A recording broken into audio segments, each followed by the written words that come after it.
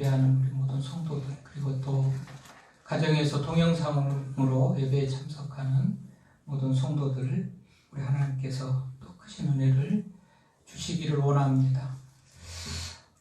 금요일 9일 그저께 금요일 국민일보에 실려진 내용입니다. 국민일보에는 역경의 열매라는 그런 이 난이 있습니다. 역경을 이기고 절망을 이기고 지금 회복되어진 그런 삶을 사는 얘기들을 기록하는 그런 말하자면 기사를 쓰는 그런 내용인데요. 우리 2013년에 필리핀에 큰 태풍이 불어옵니다.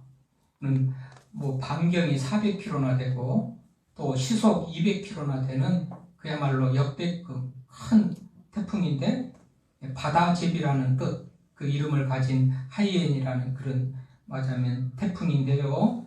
그래서 필리핀 중부 동쪽 네이테 섬을 통과해 가지고 세부섬 북쪽을 지나서 파나이 섬 중앙을 강타해 가지고요. 6,300명이 사망을 하고 1,000여 명이 실종하고 이재민이 약 400만 명이 났던 아주 태풍인데, 큰 태풍인데 엄청난 피해를 입었죠. 인명 피해나 재산 피해는 놔두고 환경 여건이 더 많이 나아졌다는 그런 내용이에요. 그래서 태풍으로 초토화된 필리핀 섬마을 더 멋진 마을로 재건되다, 이런 타이틀로 기사가 실린 건데요. 그야말로 초토화된 필리핀 그 환경이 우물도 파지고 수도도 들어오고 전기도 들어오고 그러면서 더 멋진 그런 마을로 재건됐다. 똑같은 기사와 이어서 그 기사의 밑에 아랫부분에 이어서 나온 내용입니다. 이제 남아시아의 스리랑카라는 나라가 있는데요. 이 나라는 다수의 불교와 또 소수의 힌두교가 섞여서 사는 그런 나라인데요. 다수의 불교계 싱할로족이라는 그런 말하자면 족속들하고 힌두계는 타밀족이라는 그런 족속이 있어가지고 같은 나라 안에 굉장히 세력 다툼이 심한가 봐요. 그래서 오랜 분쟁이 있는데요. 지금도 곳곳에서 무력 충동이 충돌이 일어나서 한 10만 명 이상이 죽기도 하고 100만 명 이상이 난민 생활을 하는 그런 나라가 스리랑카라는데요. 참 불쌍하죠? 근데 2014년부터 국제적인 관심을 끌고 지금 역경의 열매를 간증하는 이런 단체에서도 이제 그런데 참여해가지고 교육을 시키고 환경을 개선해주고 그래가지고요. 정말 좀 많이 좋아진 그런 이제 나라가 됐다. 이런 내용을 소개합니다. 그러니까 뭔 얘기입니까? 아주 극한 절망 중에서도 또 사람들의 의지와 노력을 가지고 그렇게 환경을 바꿨다는 그런 내용이 되겠죠. 이제 그동안 우리가 한 3개월 동안 회개를 주제로 하나님의 말씀을 들었습니다. 시작하면서부터 얘기입니다만 회개라는 것은 뭐예요? 잘못했으니 회개해라. 굉장히 말하는 사람도 부담스러운 주제고 듣는 사람도 부담스러운 주제라고 그랬어요. 그러나 회개를 말하는 까닭은 회복을 목적으로 하면서 회복을 원하는데, 회복을 필요로 하는데 거기에는 회개가 전제되어야 된다고 그렇게 성경이 가르치기 때문에 회복을 목표로 해서 회개의 말씀을 그동안 전했죠. 이제 오늘부터는 새 봄과 함께 그리고 부활과 함께 회개를 회복을 말하려고 그래요. 이제 금년에 우리 주제와 맞는 그런 주제가 되겠는데, 그래서 이 회복이 뭐죠? 회복, 돌다해, 또 거듭 다시 복, 거듭 다시 또 돌다해, 돌아온다. 회복이에요. 한문으로 회복. 이 성경적으로도 똑같은 의미를 가지는데요. 구약 히브리어로는 슈브라는 그런 단어를 쓰고 신약 헬라어로는 아포카디스템이라는 그런 단어를 써요. 다시 이걸 말하면 돌아오다라는 거예요. 가던 길이 잘못됐네? 돌아오는 거죠. 이거는 아닌데 내가 잘못 생각했네? 돌이키는 것이죠. 어쨌든지 이제 회복은 이런 의미를 가져요. 그래서 우리 사람들이 가던 길 잘못 갔으면 돌아오고 생각이 잘못됐으면 바꾸고 뭔가 지금 내가 말씀을 벗어나서 살면 돌이키고 바꾸고 하면은 거기에 회복의 은혜가 있겠는데 웬일인지 사람들은 자기의 길을 끝까지 가려는 그런 습성이 있더라고요.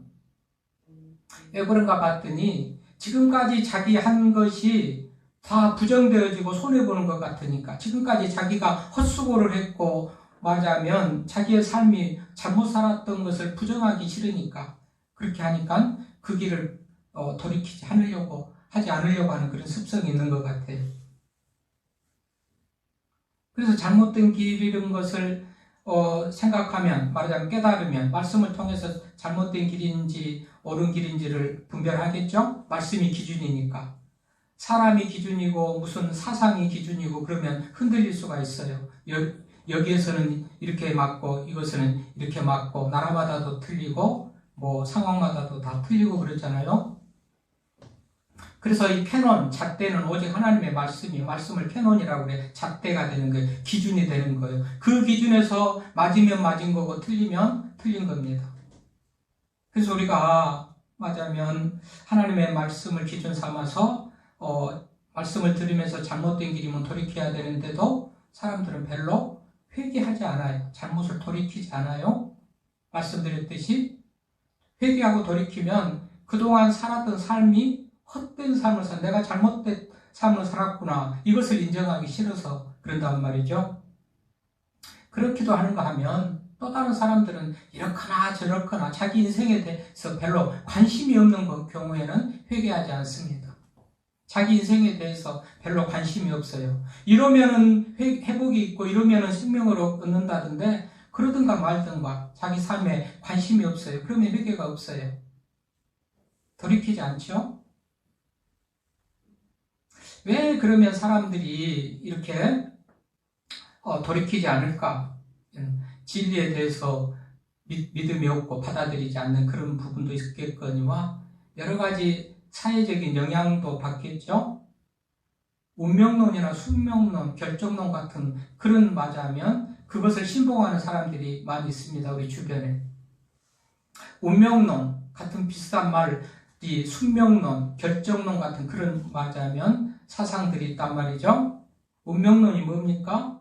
인생을 포함해서 모든 만물을 통치하고 다스리는 어떤 강력한 힘이 있는데 그 힘을 벗어나지 못하는 그 어떤 강력한 힘에 의해서 우리 인생은 결정됐고 모든 상황은 결정됐기 때문에 우리의 의지로 이것을 바꿀 수 없다. 그래서 아예 포기해버린 것이죠. 이게 운명론이고 숙명론입니다. 아예 강력한 힘에 의해서 우리 인생은 결정됐다. 흙수저로 태어나서 흙수저로 살다가 흙수저로 죽는 게 우리 인생이다라는 게 이게 운명론자들이 가지는 그런 사고죠. 이렇게 우리 인생은 결정됐다. 어떤 강력한 힘에 의해서 우리의 힘으로 바꿀 수 없다. 이 결정론자입니다. 숙명론하고 같은 의미를 가진데 깊이 따지고 보면 좀 차이가 있어도 그것까지 설명할 시간은 없고요. 어쨌든지 기본적으로 하나님의 말씀을 그 위에서 돌이키지도 못하겠거니와 일반적인 그런 사상, 운명론, 숙명론, 결정론 이런데 맞으면 추종하고 신봉하면서 내가 어떻게 내 인생을 바꿀 수가 있겠는가. 그러니 아예 포기하고 도전할 그런 생각을 가지지 않는다는 얘기입니다. 근데 우리 기독교는 운명론도 숙명론도 무슨 결정론도 그게 무슨 말이냐. 저리 가라. 우리는 하나님 안에서 예정된 사람들, 우리 기독교는 예정론을 말합니다. 예정론이 오해하는 사람들은 아예 예정론도 숙명론, 운명론 같이 우리 인생은 하나님께서 처음부터 끝까지 다 예정하고 결정됐다라고 그렇게 오해할 수도 있는데요. 하나님의 우리 기독교에서 말하는 예정론은 그런 예정이 아니에요. 어떻든지 우리 기독교는 말하자면 하나님이 창조주고 통치하시는 분이요. 그 하나님의 역사 속에서 통치 속에서 일어나는 모든 그런 일들을 하나님의 섭리라고 그러는데요. 이제 우리가 그런 하나님의 섭리를 받고 있는 것이죠. 하나님은 절대적인 의지와 권능을 가지고 우리 인생사의 미래를 맞으면 주관하고 역사를 주관하시는 것은 맞습니다. 그래서 우리가 인간의 흥망성쇠를 주관하시는 하나님, 천지 만물을 창조하시고 생사복을 주관하시는 하나님, 그런 의미에서 그런 말은 맞는데요. 그러나 하나님의 그 예정은 믿는 사람들이, 성도들이, 하나님을 따르는 사람들이 어떻게 하느냐의 여하에 따라서, 순종하느냐 불순종하느냐의 여하에 따라서 하나님의 그 결정은 바뀝니다. 놀라운 은혜입니다. 이게 놀라운 은혜예요. 그러니까 우리 하나님의 예정은요, 윤리적이고 목적이 분명해요. 모든 길을, 모든 만물을 하나님의 영광으로 이끄는 그런 목적을 가지고 그렇게 이끌어가고, 윤리적이기도 하고요. 어쨌든지 하나님의 이 예정은 하나님께서 자유롭게 결정하시지만 거기에 대해서 결정한 것에 책임도 지고, 또 하나님께서는 우리 인간들을 말하자면 말씀을 살면서 하나님을 의지하면서 스스로 자기의 삶을, 미래를 말하자면 더 은혜롭게, 또 말하자면 구원으로 이끌 수 있는 그런 기회도 주고 자유의지도 주고 선택도 주셔서 그 인간의 책임에 대해서 자기 책임을 인간이 지면서 또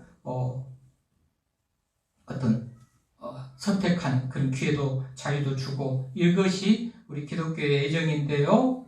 아무튼 우리는 이런 이 운명론의 숙명론에 빠져서 내 인생은 결정됐다, 그래서 나를 위해서 내가 아무것도 할 수가 없다, 얼마나 절망적이고 비관입니까? 이게 좋습니까? 뭐가 맞고 틀린 거를 뭐가 맞는다 틀린 것을 말하기 전에 이거이 좋습니까 말이죠. 아니 뭔가 더 발전적이고 정말로 나도 좀 가치 있고 보람 있게 또 의미 있게 하나님이 기뻐하시는 그 길을 가면서 나를 스스로 노력해서 또 발전시키고 나가는 그런 소망을 가지고 사는 것이 더 좋은 거 아니냔 말이죠. 우리 기독교는 이걸 우리들에게 가르쳐주고 있다.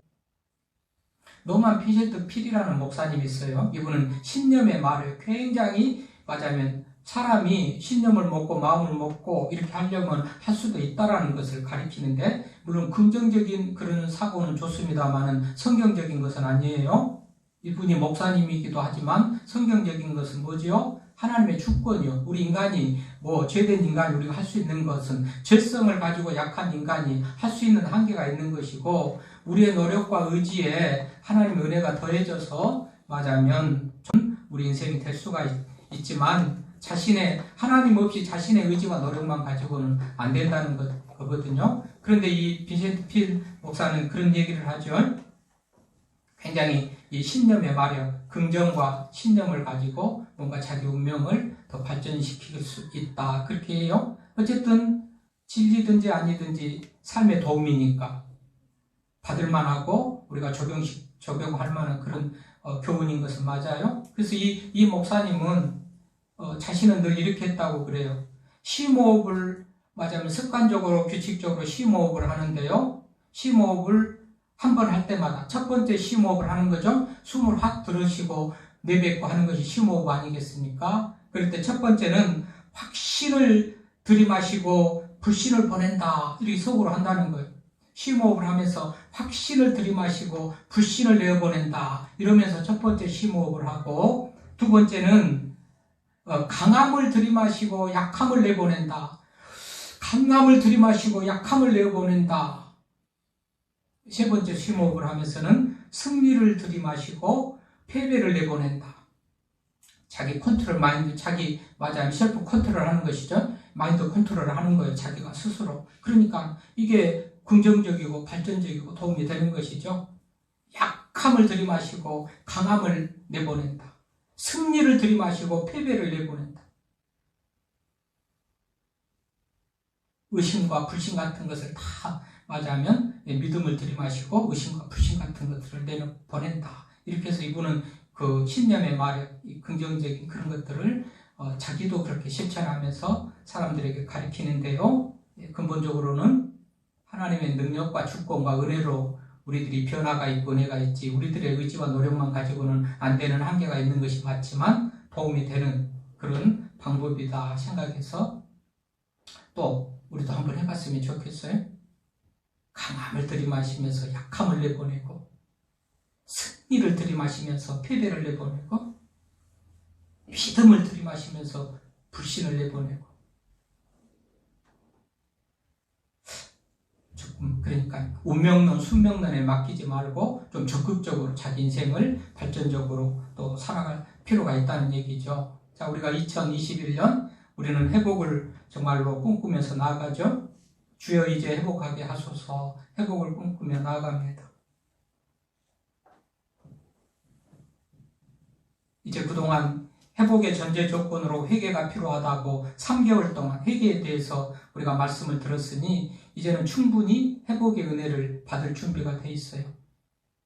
예배에 참석하고 말씀을 듣는 모두, 그리고 3개월 동안 철저하게 회개했던 우리 모두에게 회복의 은혜가 있기를 바랍니다. 근데 가만히 말씀을 준비하면서 지나고 보니까 하나님에 대해서 불순종하고 또 믿지 못한 것에 대해서 회개를 집중적으로 말했죠. 그것도 맞아요. 물론 회개라는 것은 하나님 앞에 하는 것이 맞는데 사람과의 관계에서는 조금 더 분량이나 내용이 소홀히 있다라는 그런 생각도 들더라고요. 사람한테 회개를 하고 맞아요. 사죄를 하고 그것이 중요한 것은 아니고 하나님 앞에 할 일이지만, 그러나 주님께서 가르치신 기도에 보면 우리가 우리에게 잘못한 사람을 용서해 준 것 같이 우리 죄를 용서해 주시고, 너희가 하늘에서도 맞아요. 땅에서도 매면 하늘에서도 매이고 하늘에서 풀면 하늘에서도 풀린다는 그런 어떤 것들을 생각해 보면 우리가 인간을 용서를 해줄 때 하나님으로부터 나도 용서를 받고, 또 우리가 인간으로부터 용서를 받아야 하나님으로부터 용서도 받거니와 내가 다른 사람 누군가를 용서를 해줘야 그 사람도 하나님의 은혜를 받겠구나라는 그런 생각이 무척 들어서요. 말씀을 준비하는 자, 그동안 하나님에 대해서 불순종한 거, 또 말씀대로 살지 못한 거, 사랑하지 못한 거, 게으른 거, 충성하지 못한 거, 여러 가지 이런 부분에 대해서 많은 그런 회개를 말했지만 삶 속에서의 어떤 그런 인간과의 관계에서의 그런 맞아면 회개에 대해서는 좀 부족했다는 생각이 들어서 이제 회복을 말하기 전에 우리가 회복을 말할 때 그동안 회개에 대해서 계속 말했잖아요. 회개의 전제 조건, 회개가 전제되고 회복이 있어요. 그래서 이제는 회복만이 맞아면 우리들의 미래에 있을 것인데요. 그래서 이제 적당하게 딱 이것도 계획했던 대로 생각했던 대로 딱 맞아요. 제가 연초에 뭐라고 그랬어요? 회개를 말하고 회복을 말하고 부흥을 말하고 교회를 말하고 이렇게 큰 주제를 설교의 틀을 이렇게 계획했다고 그랬죠.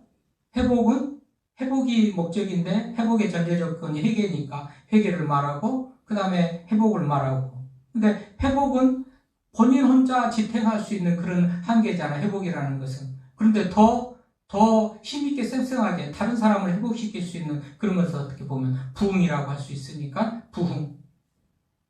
그다음에 이런 모든 것이 교회 안에서 일어나면 좋겠다 그런 생각으로 교회. 그래서 이렇게 했는데 내 주제가 3개월 하면 12달이니까 이렇게 맞아가는데 딱 또 3개월 지나고 나니까 부활과 봄이잖아요. 계절에 딱 맞다. 여러분 지금 보니까 뭐예요? 봄 되기 전에 땅은 그야말로 생명이 있는가, 이게 죽었는가 살았는가 눈으로 얼로 보면 잘 보이지도 않잖아요.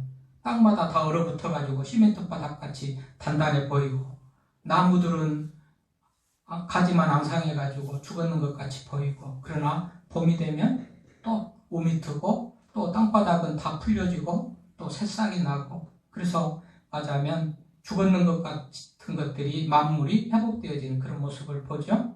그래서 부활의 계절 또 봄의 계절, 이거는 정말 회복의 시기다. 그래서요 이제 회복을 이제 말씀하면서 나아갈 텐데, 자 오늘 본문으로 돌아갑시다. 오늘 본문으로 돌아가 보니까요 보이죠? 우리가 14절부터 읽었는데요.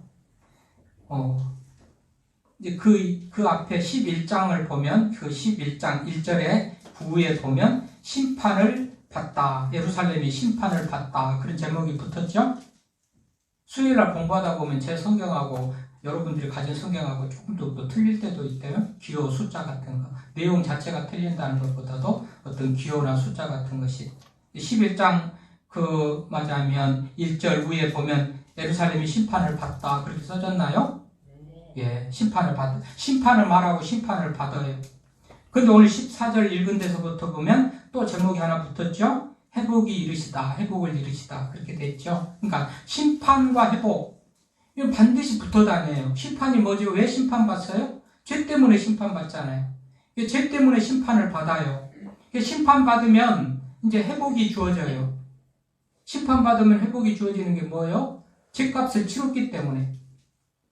어떤 죄를 짓고 나면 6개월 당신은 형을 살고 봉사활동을 몇 시간 하고 당신은 2년의 형을 살고 무슨 전자팔찌를 몇 년 살고 이 죄값에 대한 형벌이 치러지잖아요.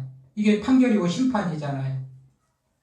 그럼 심판을 받고 나면 그 죄에 대해서는 값을 치렀기 때문에 심판을 받았기 때문에 죄가 없어지는 격이 되지요. 그러면 이제 회복의 은혜가 이루어지는 거 아닙니까? 그러니까 먼저 심판을 받고 회복이 일어나요. 우리 주님께서 우리 죄값을 다 지불하시고 죽으셨기 때문에 우리 죄의 문제가 해결되고 부활의 소망을 우리가 얻었어요. 이스라엘 백성들 이 본문도 보면 이전에는 심판이에요. 그런데 이제는 회복을 말해요. 시작할 때부터 뭐라고요? 내가 이물을 인자 예루살렘 주민이 내 형제고 내 형제와 친척과 온 이스라엘 족속을 향하여 이르기를 너희는 유학에서 멀리 떠나라.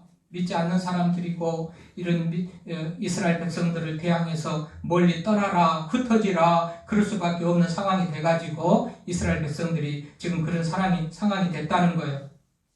어떻게 됐다고요? 멀리 떠나게 되고 멀리 흩어지게 되고 이방인 가운데로 쫓아내서 여러 나라에 흩었으나 16절에 보면 죄값으로 말미암아 죄에 맞으면 죄를 사하고 용서받는 그 기간에 말하자면 죄값은 이방 나라의 포로가 되고 나라에 흩어지고 포로가 돼서 그야말로 나라를 잃은 그런 백성으로 사는 거였어요. 그러나 이제는 우리 하나님께서 17절부터는 다시 회복하시겠다는 그런 말씀이에요.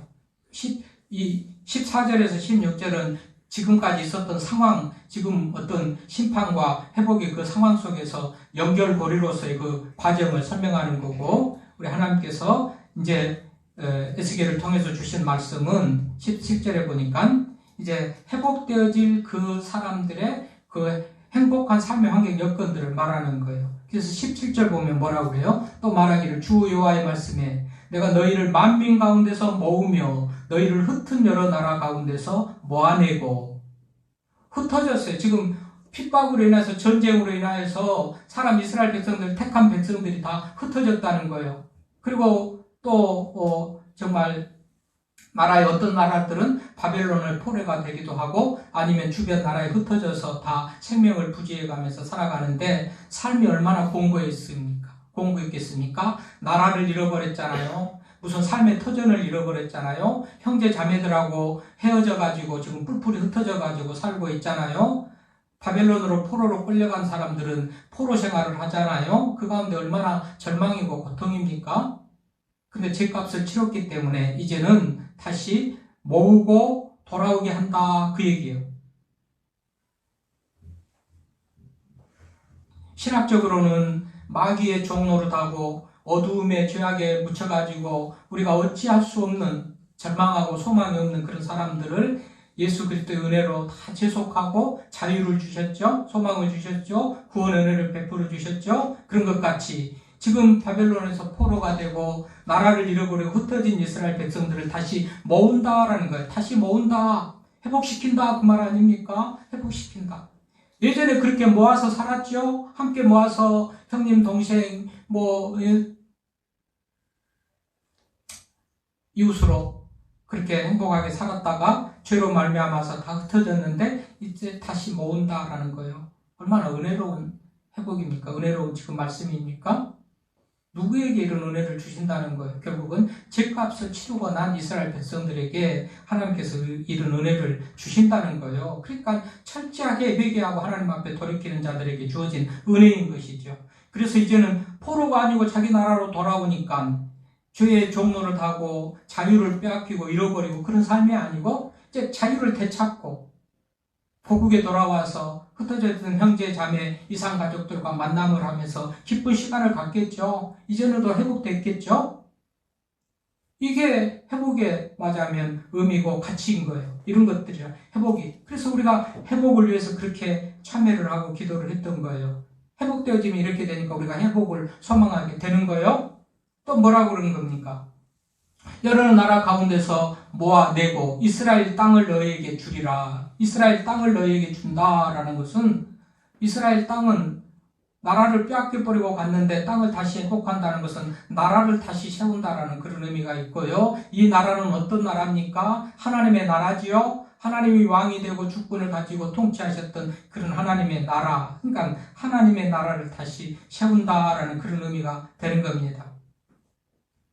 하나님이 다시 통치하겠고, 하나님이 어떻게 통치합니까? 세우신 종들을 통해서, 세우신 선지자들을 통해서 하나님이 말씀하시면서 그러면 망한다, 이러면 흥한다, 이렇게 해라, 이것은 내 마음에 안 든다, 돌이켜서 내 마음에 들게 이렇게 해라 하면서 하나님이 선지자들을 통해서 하나님이 통치하신 거죠. 그 나라, 그 회복을 우리 하나님께서 주시겠다라는 그런 거예요.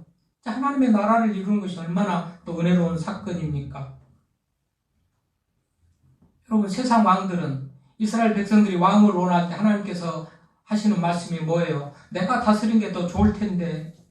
그러나 아니요, 우리도 왕을 주십시오 했더니 만약에 너희들이 왕을 세우면 무슨 세금을 내서 왕을 또 군대를 동원해서 왕을 먹이고 호위하고 하는 모든 것들을 다 뒷바라지해야 되고 다 힘들 텐데 그래도 좋아요 했죠. 세상 왕들은 어떻게 해요? 자기 배를 채우고 자기 명예와 권력을 지키려고 어디 국민이 안중에 있습니까? 나라가 안중에 있습니까? 세상 왕들은 자기밖에 없잖아요. 요즘 우리 정치판도 보면 자기밖에 없잖아요. 국민이 어디 있고 나라가 어디 있습니까? 그런 거예요. 세상 왕이 다스리지 않는 하나님의 나라, 본래 택한 백성들의 아버지가 되셨던 그 하나님이 다시 나라를 회복시켜준다라는 것이니까 은혜로운 사건이에요, 이 회복이. 그래서 우리가 회복이 필요한 거예요. 또 뭐라고 그래요? 18절에 보면 그들이 그리로 가서 그 가운데 모든 미운 물건과 모든 가증한 것을 제거하여 버릴지라. 여러분, 미운 물건과 모든 가증한 것이 뭐냐면 이게 우상입니다. 우상을 제거하여 버린다는 것은 이제는 하나님을 믿었던 믿음이 약해가지고 없어가지고 우상을 따르고 믿었던 거 아니겠어요? 섬기고. 근데 이제 회복되어지는 그 상황 속에서는 하나님에 대한 믿음이 더욱더 확고하고 견고해진다. 그런 의미예요. 이제는 가증하고 미운 것들도 하나님도 같이 섬겼어요. 여러 신들 중에서 하나님도 한 신이었고 여러 믿었던 믿음의 대상들 중에서 하나님도 한 신이었어요. 그래서 우상들이 많았어요. 이스라엘 백성들이 우상을 많았어. 그 우상들이 하나도 지켜주지 못했어요. 오히려 하나님의 뜻을 거역하고 마음만 아프게 해가지고 하나님의 진노를 받아서 나라를 잃어버리고 포로가 되고 흩어지는 삶을 살았지, 그것들을 의지하고 믿었다가 도움받은 게 하나도 없어요. 그러니까는 이제는 뭐예요? 그것들 미운 물건과 모든 가증한 것들을 제거하여 버릴지라. 오직 하나님만이 유일하신 구원자가 되고 도움이 되고 정말 믿음의 대상인 것을 이제 깨달으면서 하나님에 대한 믿음을 더 확고하게 된다. 회복이라는 것은 하나님에 대한 믿음을 더 확고하게 맞으면 갖는 그런 것이 회복이다라는 것을 우리가 오늘 말씀을 통해서 또 알 수가 있습니다. 예. 그래서 우리의 마음속에 있는 그런 우상들을 다 제거해야 되는 것이죠. 이 사람들이 하나님을 안 믿었던 것은 아니지 않아요. 하나님을 믿으면서도 다른 우상들, 하나님이 미워하고 가증한 것들도 똑같이 믿었어요. 이것은 하나님을 온전히 믿지 못한 거죠. 뭐라 할까요? 돈이 좀 많이 있는 사람들이 3기 신도시 개발되면 뭐 땅값이 뛰어가지고 돈을 좀 벌까?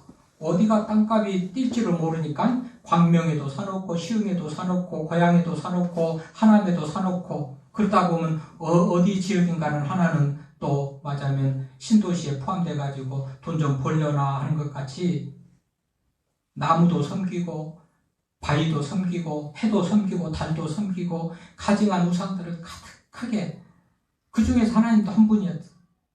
그것 때문에 하나님께서 제거 싫어해요. 나만 믿기를 원했는데 그것들을 다 버리는 거. 그 다 버린다는 것은 하나님 한 분, 오직 유일하신 하나님 한 분에 대해서 믿음을 가지고 구원자이고 창조주고 우리 인간의 생사벽의 주관자라는 것을 믿는 그런 믿음이라는 것이잖아요. 이게 이제 회복되어지는 사람의 모습인 것으로 그렇게 오늘 성경에 기록되어 있어요. 오직 하나님 한 분을 믿고 나아간 우리가 되기를 바랍니다. 이것도 믿어보고 저것도 믿어보고 어느 것이 나한테 도움이 될지 모르니까 그렇게 믿는 그런 게 아니고 오직 하나님 한 분. 또 회복되어지면 어떤 은혜가 주어집니까? 새 영을 주어지는 그런 은혜를 말하고 있어요. 19절에 20절 보니까 내가 그들에게 한 마음을 주고 그 속에 새 영을 주고, 한 마음은 한 영의 역사 가운데 일어나는 겁니다. 하나됨, 성령, 성부, 성자, 성령님은 하나됨에 맞으면 상징이요. 삼위일체. 하나 되는 것은 성령의 역사로 한 마음을 주고 그 속에 새 영을 주고 그 몸에서 돌같은 마음을 제거하고 살처럼 부드러운 마음을 주고 율례를 따르게 하고 지키게 하고, 새 영, 성령님은 진리의 영입니다. 그래서 우리를 진리로 이끌고 생각나게 하고 결단하게 하고 행동하게 하고 성령 하나 되게 역사해 주시고, 그리고 우리의 마음을 부드럽게도 하고 또 하나님의 말씀을 지키도록 따르도록 또 역사해 주시죠. 성령, 진리의 영이니까. 그러니까 회복되어지는 사람은 성령 따라서 사는, 그리고 회복되어지는 사람은 성령이 충만한 그런 삶을 사니까 지혜이시고 진리이시고 지혜의 영 성령님이 함께 하심으로 말씀대로 살면서, 그래서 모든 것들이 더 하나 되고 돌같은 마음은 부드러워지고 말씀을 듣고 따르게 되고 진리의 영이 역사하시며, 그래서 회복된 삶의 어떤 그런 은혜로운 삶을 살게 된다. 성령님께서 회복된 그 사람 속에 오셔서 이런 역사를 일으킨다라는 그런 것이니까 얼마나 우리들에게 행복하고 복된 것인지. 우리는 미련하여 겉길로 가고 자체 길로 가고 우리는 미련해서 내 마음대로만 살려고 하는데, 성령님이 지배하시면 마음이 돌같은 마음이 부드럽게 되고 불순종하려는 마음도 순종하게 역사하고 만들고, 그래서 성령이 우리 가운데 있다는 것, 성령이 역사한다는 것은 대단한 은혜인데, 회복되어지는 심령 속에 주의 영이 오셔서 그렇게 역사한다. 진리로 생명으로 이끄신다는 거예요. 놀라운 은혜예요. 그렇으니까 우리가 회복이 필요한 거고 회복을 소망하면서 나아가는 거예요. 근데 오늘 중요하게 우리가 생각할 것은, 오늘 이 모든 역사를 일으키시는 분, 회복에 관여하시고 회복의 은총을 베푸시는 분은 하나님이라는 거 아닙니까? 하나님.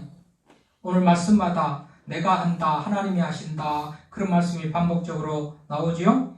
14절에 우리가 읽었던 말씀에도 보면 여호와의 말씀이 내게 임하여 말씀이 그렇게 지시하고 선포하도록 가르치고요. 여호와의 말씀이 16절에 보면 여호와의 말씀이 또 그렇다고 합니다. 17절에 보면 주 여호와의 말씀이 내가 너희를 만민 가운데서 모으며 내가 너희를 만민 가운데서 모으며, 하나님이 말씀하시는 것입니다. 하나님이 하시겠다는 겁니다. 또 19절에 내가 그들에게 한 마음을 주고 하나님이 하시겠다는 거죠. 그러니까 회복의 은혜는 하나님이 하셔요. 내가 아까도 얘기했지만 신념의 마력같이 내가 의지적으로 노력하고 긍정적인 생각을 하고 할 수 있다는 마음을 가지고 하는 것, 이거는 삶 속에서 도움이 되는 것이지만 근본적으로는 우리 인간은 질성을 가지고 약하기 때문에 한계를 가졌잖아요. 인간이 한계를 가졌어요.